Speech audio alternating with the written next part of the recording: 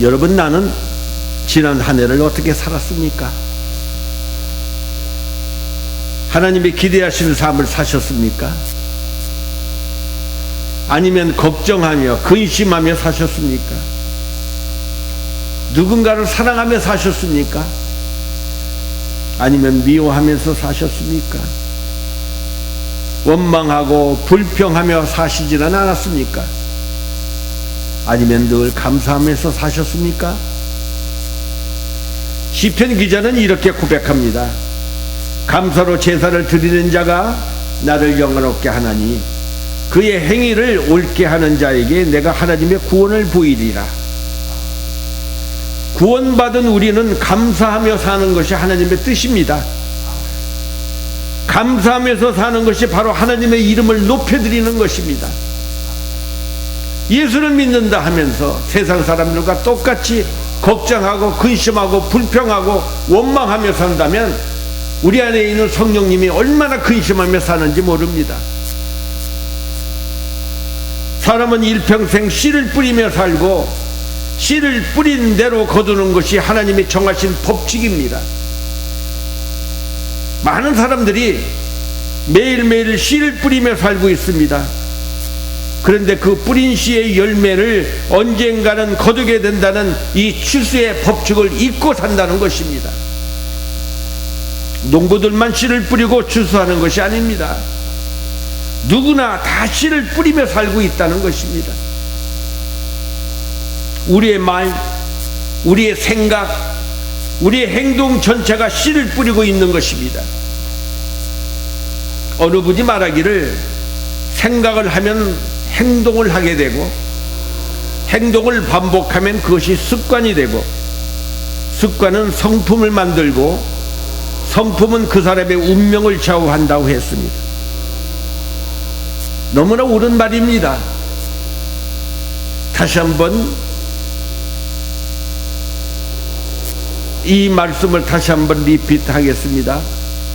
생각을 하면 행동을 하게 됩니다. 그 행동이 반복되면 그것이 우리의 삶의 습관이 됩니다. 그 습관은 우리의 성품을 만들게 되고 결국 그 성품은 우리의 운명을 좌우한다는 것입니다. 무슨 생각을 하느냐 하는 것은 이처럼 중요한 것입니다. 생각하는 것이 눈에 보이지 않습니다. 남이 알지를 못합니다. 그러나 생각이 이렇게 중요하다는 것입니다. 생각은 이 땅에서의 운명만을 좌우하는 것이 아닙니다. 그 사람의 생각을 성령께서 차지하느냐 아니면 마귀가 차지하느냐에 따라서 그 사람의 영원한 운명이 결정되기 때문인 것입니다. 그래서 다윗은 시편 19편 14절에서 야훼여 내 입의 말과 마음의 묵상이 주 앞에 연락되기를 원한다고 고백했습니다. 나의 말과 내 생각까지도 하나님이 기뻐하시는 말과 생각이 되고 그렇게 원하고 원했던 그 마음을 가진 사람이 바로 다윗이었습니다. 우리도 우리의 말과 생각이 하나님의 기뻐하시는 말과 생각이 되게 해달라고 2020년에는 이렇게 함께 기도할 수 있기를 바랍니다. 당시 갈라디아 성도들은 여러 가지 변명을 내서 말씀을 가르치는 사람들을 잘 돌보지 않았던 것 같습니다. 그래서 바울이 뭐라고 지적하고 있습니까? 하나님의 말씀을 배우는 사람은 말씀을 가르치는 자와 모든 좋은 것을 함께 나누어 가지라는 것입니다. 이 말씀은 자기에게 말씀을 가르쳐주고 양육시켜주는 자, 주의 사역자를 공경하며 그를 귀히 여기고 잘 섬겨함을 우리에게 보여주고 있는 말씀인 것입니다. 우리 교회는 성도님들이 목사인 저를 너무나 잘 섬겨주셔서 하나님 앞에 진심으로 감사를 드립니다. 이제 제 나이가 72 years old가 됩니다. 그래서 하나님의 때를 따라서 기회가 되면은 제가 이제 리타이어 할 수 있는 기회를 주실 줄 믿습니다. 주은혜 교회가 하나님이 세우신 어떤 분이 오실지 모르겠지만 여러분 그분을 잘 공경하고 귀히 여기고 그리고 그분과 함께 주의 일을 감당할 때 하나님의 여러분의 인생에 큰 복을 주시고 여러분을 기쁜 정말 인생을 살 수 있도록 하나님은 허락하실 것입니다. 스스로 속이지 말라. 하나님은 만홀히 여김을 받지 아니하시나니 사람이 무엇으로 심든지 그대로 거둔다고 말씀하십니다. 하나님 앞에서 변명하지 마십시다. 풍성한 열매는 거저 얻어지는 것이 아니라는 것입니다. 반드시 우리는 씨를 뿌려야만 되는 것입니다. 그래서 바울은 사람이 무엇으로 심든지 그대로 거둔다고 말합니다. 심지 않고도 열매를 거두려고 하는 마음 자체가 우리 자신을 속이는 것이요, 더 나아가 그러한 법칙을 허락하신 하나님을 만홀히 여기는 행위라는 것입니다. 이것은 하나님은 모르시겠지 하며 생각하고 있는 일 없으십니까? 만약에 하나님이 모르신다면 그분은 하나님이 아니신 것입니다. 우리 하나님은 전지전능하신 분이시기에 인간의 모든 행위와 숨은 생각을 아시며 그 행위대로 심판하여 주시는 분이시라는 것입니다. 우리 인간은 결코 하나님을 속이거나 하나님을 이용할 수가 없습니다. 우리가 예수님을 믿고 다른 사람과 좋은 관계를 가지고 늘 행복하게 살려면 심는 대로 거둔다는 이 진리를 우리는 꼭 기억해야만 된다는 것입니다. 오늘 우리는 본문의 말씀을 통해서 세 가지 교훈을 얻을 수가 있습니다. 첫째는 우리는 좋은 씨를 심어야 한다는 것입니다. 본문 7절에 사람이 무엇으로 심든지 그대로 거두리라고 하는 말씀은 생명의 주인이신 우리 하나님이 누구에게나 심은 대로 거두게 하신다는 것입니다. 다시 말하면 콩을 심으면 콩을 거두게 하십니다. 팥을 심으면 팥을 거두게 하고 아무것도 심지 않으면 잡초만 거두게 되는 것입니다. 우리는 매일매일 좋은 씨든 나쁜 씨든 씨를 심으며 살아가고 있는 것입니다. 우리는 심지 않고도 거둘 수 있기를 더 좋아하고 적게 심고 많이 거두기를 좋아합니다만 심은 자만이 거둘 수 있고 심은 것만큼 거둘 수 있는 것이 하나님의 법칙이라는 것입니다. 농부는 봄에 씨를 뿌리면 여름을 거쳐 가을이 되어야 거둘 수 있고 씨를 뿌린 후에는 잡초를 뽑아주고 비료도 주고 많은 노력을 투입해야 좋은 것을 거둘 수가 있는 것입니다.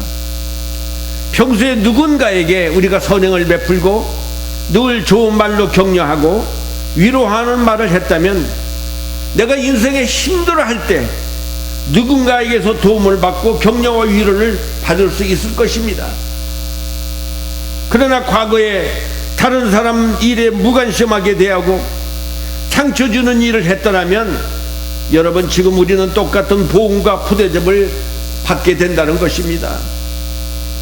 우리의 생각이나 우리의 말이나 우리의 행동이 어떤 것이든지 모두 다 심는 것이고 중요한 사실은 심는 대로 거둔다는 것입니다. 이웃에게 사랑을 심어야 우리는 사랑을 얻을 수 있고 그러나 우리가 원수를 심는다면 어떻게 친구를 얻을 수 있겠습니까? 사랑과 용서와 긍휼과 관용을 심으면 그것을 거둘 것이고 정죄와 판단을 심으면 그것이 배가 되어서 우리에게 되돌아올 것입니다. 좋은 씨를 심으면 좋은 열매를 거두게 되고 복을 받을 씨를 심으면 복의 열매를 거두게 되고 의를 심으면 의의 열매를 거두고 사랑을 심으면 사랑의 열매를 거두는 법인 것입니다.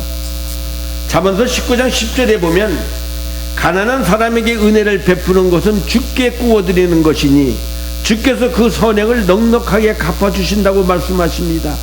가난한 사람에게 은혜를 베푸는 것이 우리 예수님에게 구워주는 것이래요.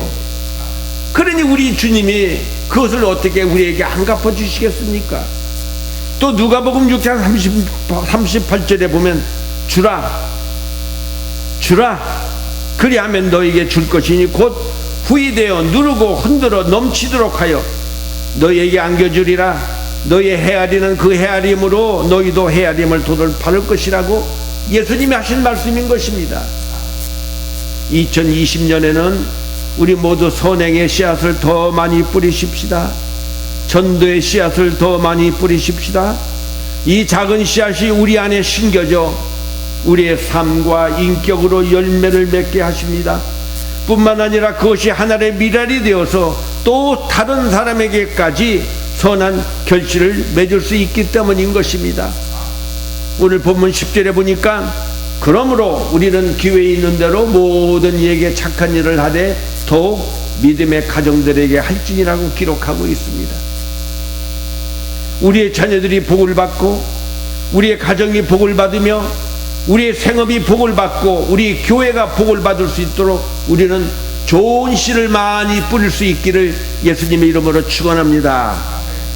두 번째는 낙심 말고 심어야 한다는 것입니다. 오늘 본문 9절에 보니까 우리가 선을 행하되 낙심하지 말지니 피곤하지 아니하면 때가 이름에 거둔다고 말씀하십니다. 저와 여러분은 선한 일을 하다가 어떤 비난을 듣더라도 낙심하는 일이 없어야 되겠습니다. 교회 생활하면서 우리가 듣기 쉬운 얘기는 그렇게 티를 꼭 내야만 되겠어 하는 얘기를 우리가 듣습니다.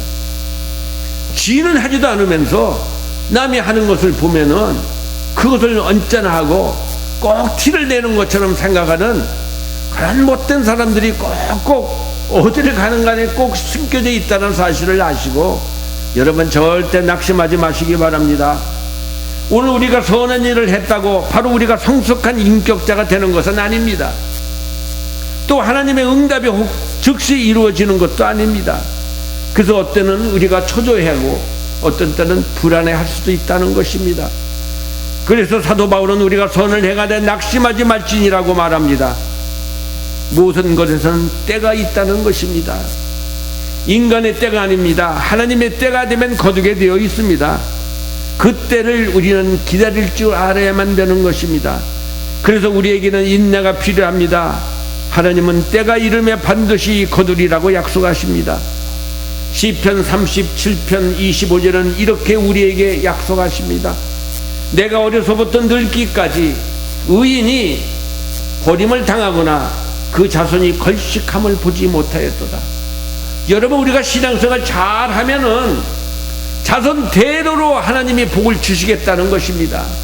여러분의 자녀에 대해서 걱정하지 마시기 바랍니다. 걱정은 부모된 우리가 신앙생활을 잘하고 때가 돼서 우리가 더 천국을 가면 하나님이 우리의 자녀들을 지켜주시겠다는 약속인 것입니다. 문제는 복받지 못할 짓을 하면서 복 달라고 기도하는 것이 문제라는 것입니다. 2022년에는 꾸준히 믿음의 씨를 뿌리고 심으십시다. 언젠가는 거두게 되어 있습니다.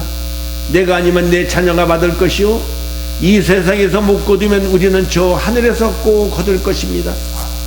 시편 126편을 보니까 눈물을 흘리며 씨를 뿌리는 자는 기쁨으로 거두리로다.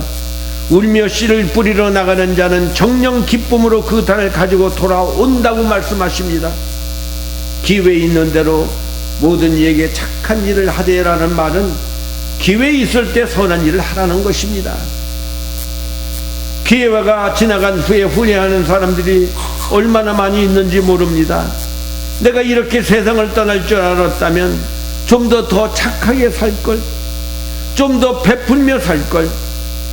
낙심하지 마시고 중단하지 마시고 기회 있을 때마다 선행의 씨를 뿌려 복받는 인생이 되시기를 다시 한번 예수님의 이름으로 축원합니다. 세 번째, 육체를 위하여 심지 말고 우리는 성령을 위해서 심는 사람이 되어야 합니다. 육체와 성령, 이 둘 중에 어느 쪽을 선택하느냐에 따라 우리는 썩어질 것을 거두기도 하고 영생을 거두기도 한다는 말씀인 것입니다. 육체의 본성을 따라간다면 안일과 허영을 쫓아가다가 방탕과 교만에 빠지게 되고 육체적 타락 가운데 우리는 영생을 잃게 된다는 것입니다. 갈라디아서 5장에 보면 육체의 일은 현저하니 곧 음행과 더러운 것과 호색과 우상 숭배와 술수와 원수를 맺는 것과 분쟁과 시기와 분냉과 당 짓는 것과 불리함과 이단과 투기와 술취함과 방탕함과 또 그와 같던 것들이라고 기록하고 있습니다. 우리의 옛사람은 우리를 쾌락과 정욕의 삶으로 끌고 가려고 합니다. 그러나 거듭난 사람은 옛사람을 벗어버리고 거룩한 삶을 추구하며 산다는 것입니다. 성령을 위하여 심는 사람은 자기중심적이 아니라 덕을 베풀며 의로운 삶을 살고 사랑을 실천하며 살려고 노력하며 애를 쓰는 사람인 것입니다. 재물을 정직하게 보는 일도 중요합니다. 그렇게 모은 재물을 육신의 정욕과 안목의 정욕과 이 세상의 자랑을 위해서 사용한다면 그 재물은 없는 것보다도 못한 것이 될 것입니다.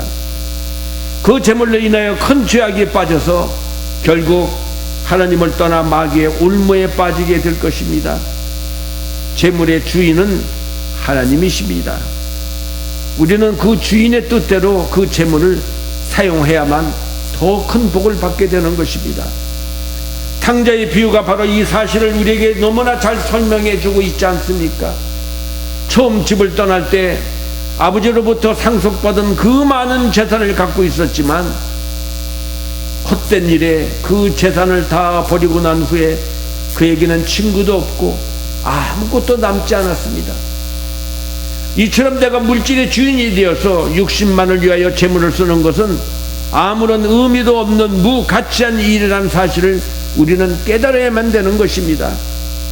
그러나 성령을 위해서 심는 사람이 있습니다. 성령을 위하여 심는 자는 성령으로부터 영생을 거두리라.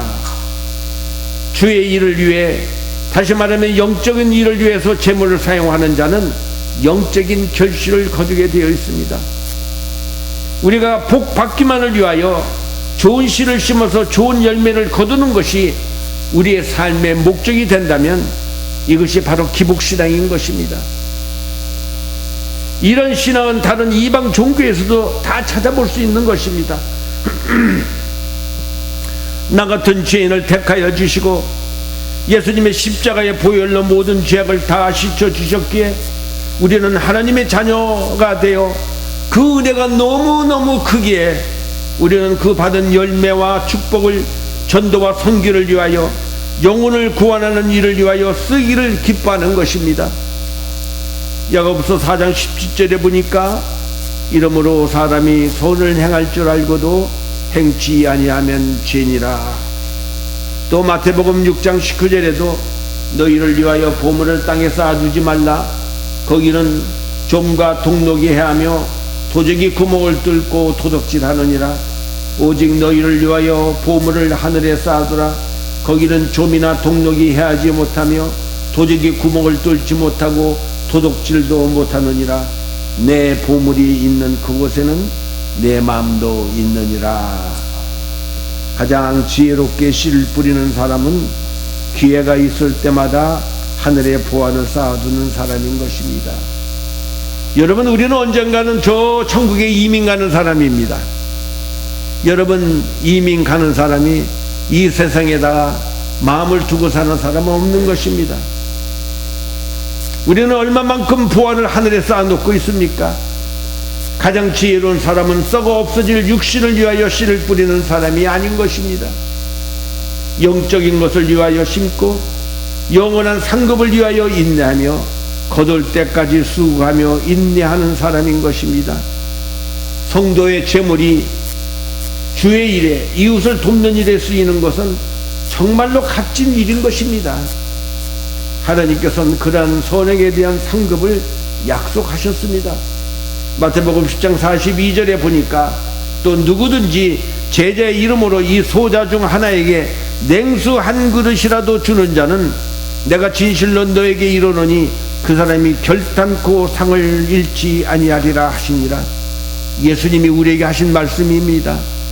냉수 한 그릇 대접하는 것도 결코 그 상을 잃지 아니한다고 하셨는데, 주의 복음을 위하여 하나님의 은혜와 사랑을 위하여 우리가 행한 이 모든 선행을 어찌 우리 하나님이 다 잊고 있지 않겠습니까?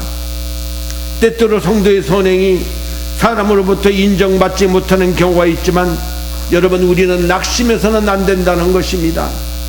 너희가 피곤하여 낙심하지 않기 위하여 죄인들이 이같이 자기에게 고약한 일을 참으신 일을 생각하라는 말씀을 우리는 생각하며 끝까지 선하고 착한 일을 할 수 있어야만 되는 것입니다. 재물의 노예가 되지 마십시다. 그 재물을 통하여 자신의 신앙의 유익과 성장을 가져올 수 있도록 여러분 많은 것을 심으시기 바랍니다. 나의 하나님, 나의 하나님이 나를 위해 죽으셨습니다. 그분이 누구십니까? 그분이 바로 예수님이십니다. 그분이 바로 하나님이십니다. 마태복음 8장에 나오는 백부장은 예수님이 십자가에 달리신 것을 보고 진실로 하나님의 아들이라고 고백했습니다.